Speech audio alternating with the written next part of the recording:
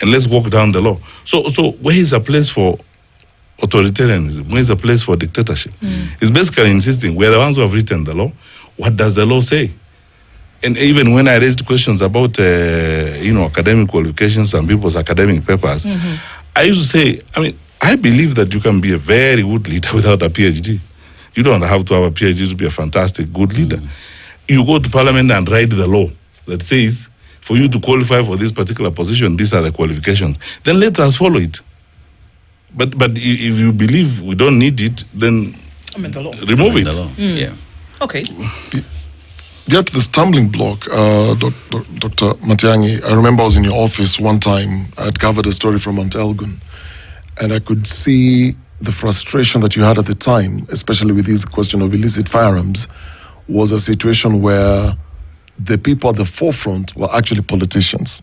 Because we talk about systems, and in this country we always talk about a system that allows certain things to happen, but it's actually human beings who are part of this, what you call the system.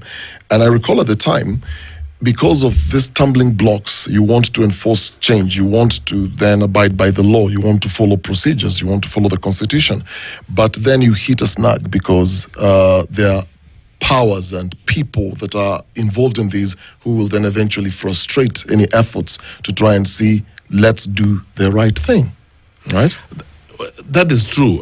Politics comes in the way in most of those cases. We are here, Dennis, we are here in many respects of our country precisely because of that. We are here because there are people who want to circumvent the law or people who want to live differently other than, what the law prescribes and what the law provides. That's why every time I'm asking the question, what would you do to fight corruption? How would you fight corruption? I tell people, we don't need any new law. We don't need any new institution. They are all in place. The laws are all in place. What we need to do, what we need is good leadership. And then nothing is stronger and does better than leading by example. You cannot tell people to stop doing what you do every day. If you are a thief yourself, you cannot tell people to stop stealing, yet you are the chief thief.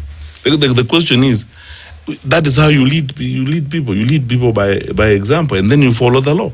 The reason why that is a problem, in the case, for example, of firearm licensing, is when people are, of those 5 people who failed psychiatric tests, some of them are in politics.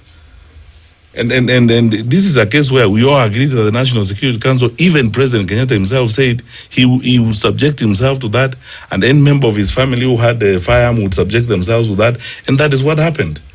But you see, there are some who would like to circumvent that. You remember, I was taken to court several times by people who are resisting that. Yet, you can go and amend the law, but as long as the law says this is what you need to do, that is it. Imagine all these societies that we keep admiring, whether they are, in Europe or wherever. Sometimes life boils down to one thing. Let's all follow the law. No one should be favored. Let's all follow the law. If we follow the law that we have in place, we will all be very happy and peaceful. Why should you get away with crime and while others are punished for it?